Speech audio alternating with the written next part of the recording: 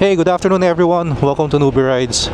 Isa sa madalas nating makuha ang request is gawa daw tayo ng video sharing tips for beginner scooter riders. Especially coming from those na nabudol natin na mag-ADV 160. So yung mga first time scooter owners. So yun ang pag-uusapan natin today. So I'll be sharing tips from my own experience.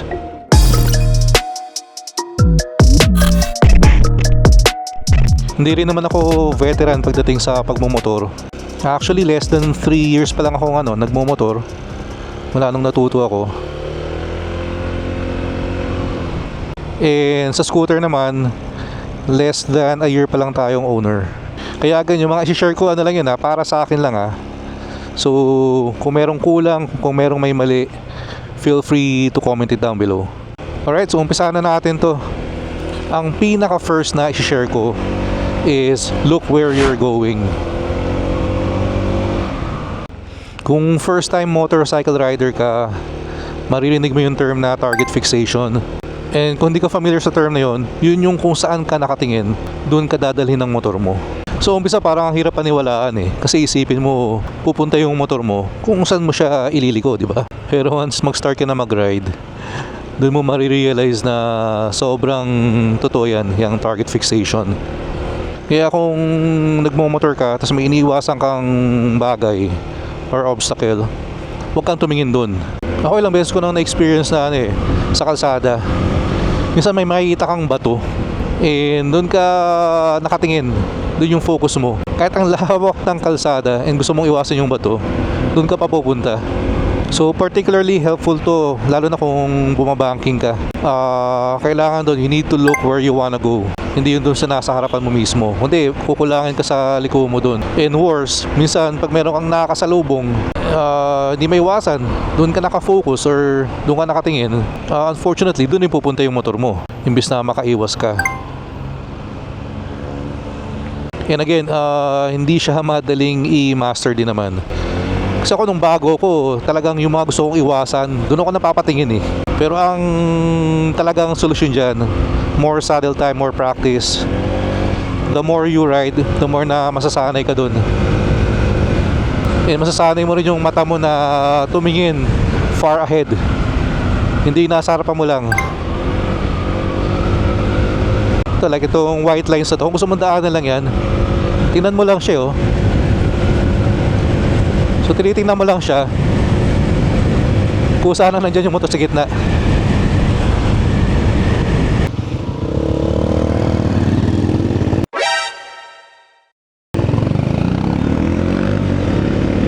Yung si Manong hindi pa green gumugo na . Alright, so moving on to the next tip. Ito naman yung relax your arms. So pag nag-ride ka, dapat very loose lang yung arms mo. Siya ka nakababa yung elbows, nakadrop lang yung shoulder. Pero kung bago ka sa pagmumotor, it's very understandable na stiff yan, na matigas yung arm mo. Syempre medyo tense ka pa ng konti nun hindi ka pa ganun ka confident. Kaya nga lang, pag naka-stiff yung arm mo while riding, ang magiging resulta niyan is madali kang mangalay. Mapapansin nyo yan. And very applicable to kung lalo na kung naka-big bike ka. Sa big bike kasi, ang pinaka-stability mo should come from your legs. Yung nakagrip ka sa tangke, hindi sa arm.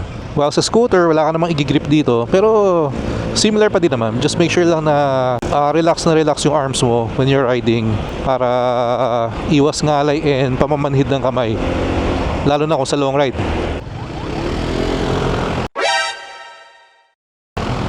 Ayun Ba't kaya ganun talaga yung mga riders sa atin Yung 1 to 2 seconds na lang yung red, hindi pa nila mahintay yung green. Kung meron nakakala po ng sagot doon, pa-comment down below na lang. Medyo umaambon na.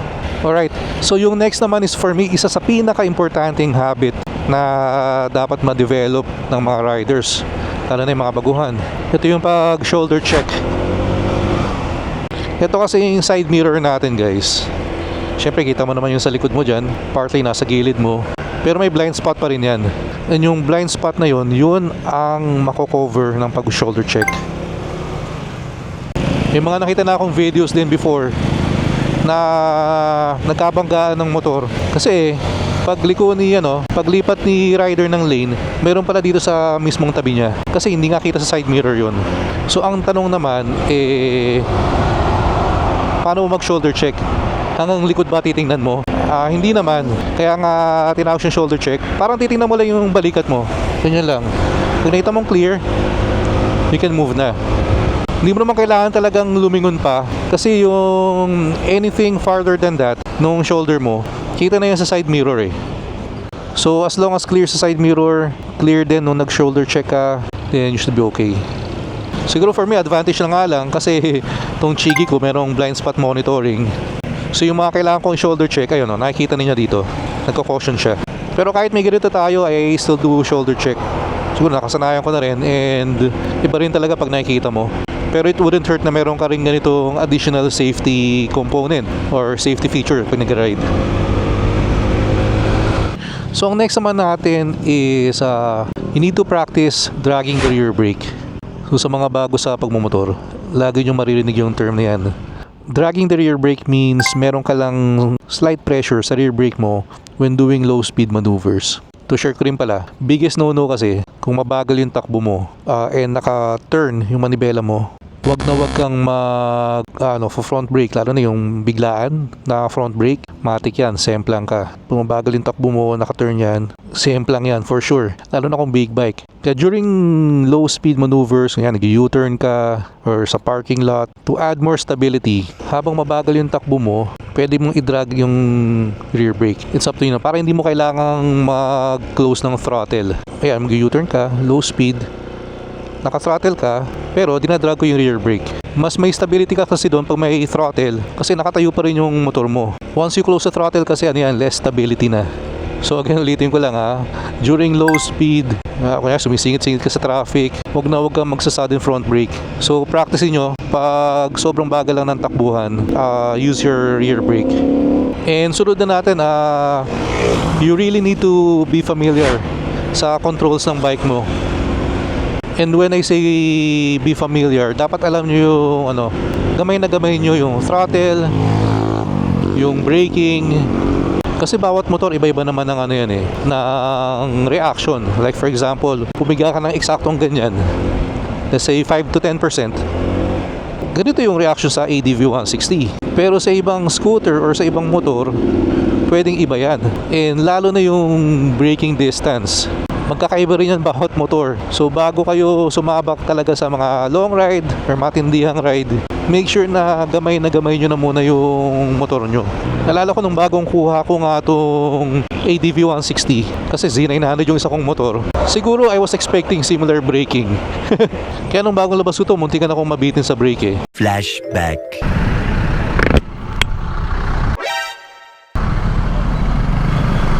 Nahihinaan talaga ako sa preno sa harapan, or nasanil ako sa Z9. End of flashback. Sa big bike kasi, kahit tapikin mo lang yung front brake niyan, lakas na ng ng stopping power. Sa scooter, hindi uobrang front brake lang, dapat front and rear talaga ang gagamitin mo kung gusto mong huminto. So next naman natin is to ensure na laging working properly yung motor nyo. Kailangan you need to follow din yung PMS schedule or yung maintenance schedule. And iba-iba rin yan bawat motor.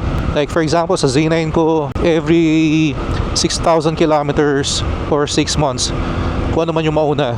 And doon naman sa recent Triumph bikes na tinest ko, every 12,000 kilometers yun, or yearly, whichever comes first. So iba-iba rin.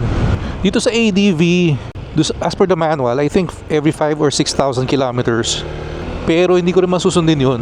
Kasi kung i-follow ko yung sa mileage, so lalabas ng next kong PMS is 6,000 kilometers after ng first PMS ko. Baka ilang taon pa bago abutin sa atin yun. So siguro ang gagawin ko dito, every 6 months na PMS. Huwag na nating tipirin yun kasi, mayroong mga kala ko yung checkpoint para sa motor, para pala sa mga multicab. Medyo bumubuhos yung ulan So going back pala, so huwag nating tipirin yung PMS guys. Again, yung mga motor natin, aalagaan tayo niyan sa kalsada during rides. So in return, dapat alagaan din natin sila to make sure din na lagi silang in tip-top condition, working properly. So ito medyo bumubuhos na yung ulan.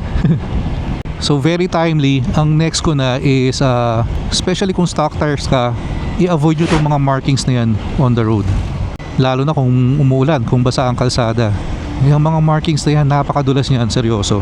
Yan, nung stock tires pa ako sa Z9 and same dito sa ADV 160, naramdaman ko ng dumulas dyan pagbasa yung kalsada. Hindi naman yung malalang dulas, pero mafe-feel mo talaga yung rear wheel mo eh.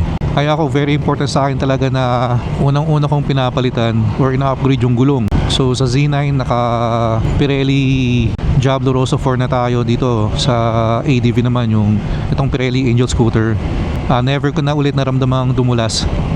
Kahit daanan mo pa yung marking na yan, yung white line na yan. Kanina maganda yung panahon pag alis ko eh. Sana naman daan lang. At wala akong balak maligo sa ulan today. So next natin is be a defensive rider. Kita nga natin kanina guys, maraming hindi sumusunod sa stoplight. Kahit naka-red pa, gumo-go na. And ang dami ko ng videos na nakitang ganun, na gumo si motorcycle. Tapos ayun, natumbok siya sa intersection. Kasi kahit nasabihin natin green yan, kaya ka na-go. Eh kaso nga lang doon sa intersection meron nag-beating the red light. Wala na rin magagawa ni ikaw yung nasa tama kung ikaw naman yung napahamak, di ba? Kaya ako, ang practice ko sa intersections, I slow down.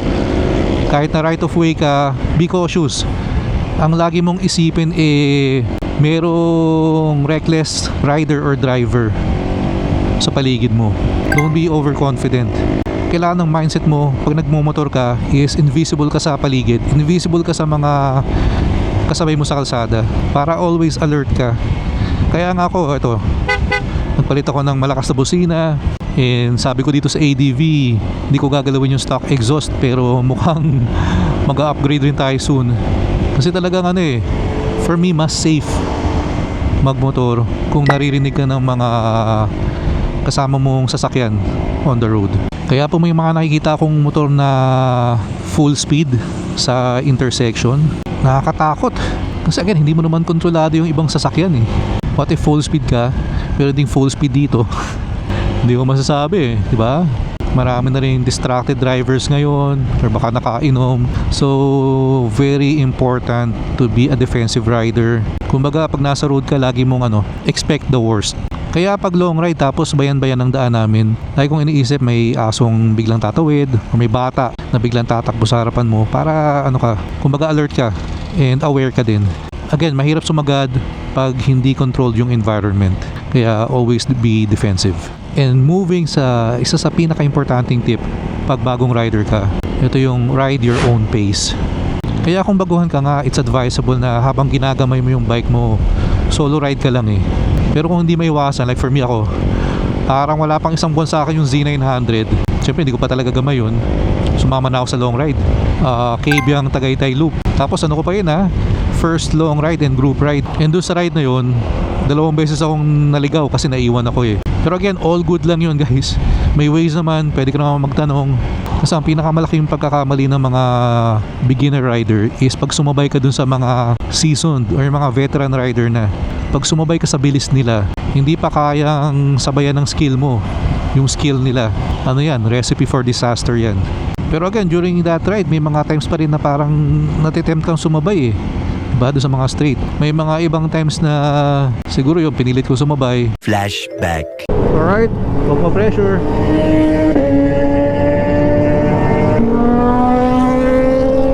Na sila.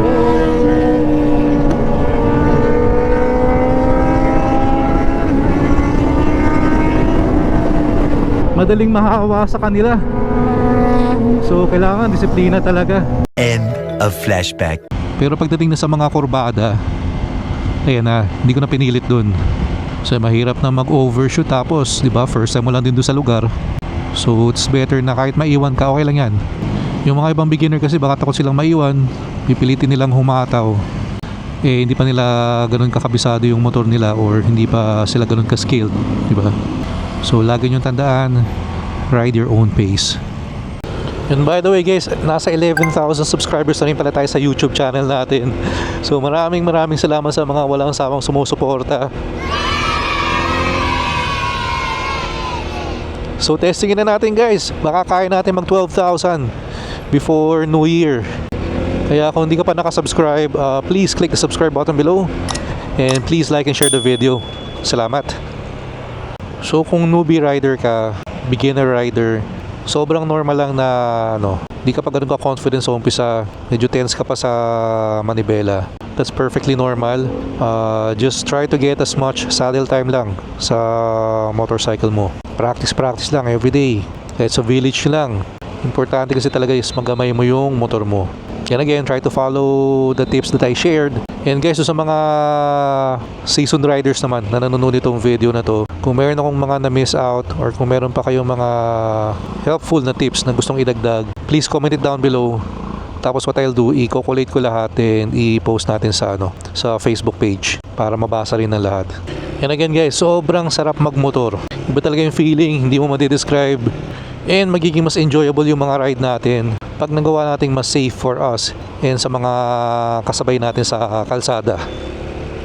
Siguro pahabol ko na lang pala last, don't ride with your ego. Hindi natin personal racetrack ang public roads. And again, a lot of things can go wrong.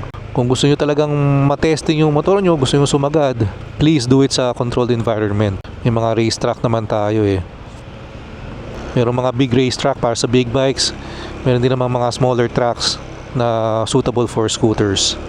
And I'm sure madalas merong nagsiset niyan. So hanap lang kayo sa mga motorcycle groups. For big bikes, halos buwan-buwan meron nagsiset sa sa Clark, sa BRC. So kung gusto mo talaga mag-track, pwedeng-pwede. Alright, so maraming salamat sa mga nanood ng video na to, sa mga sumama sa atin today. And kung umabot ka sa part na to, sobrang solid mo. So dito ko na muna patuloy yung video guys. Pero kita-kits tayo sa next one. Ingat kayo lahat palagi. Always ride safe. Peace out.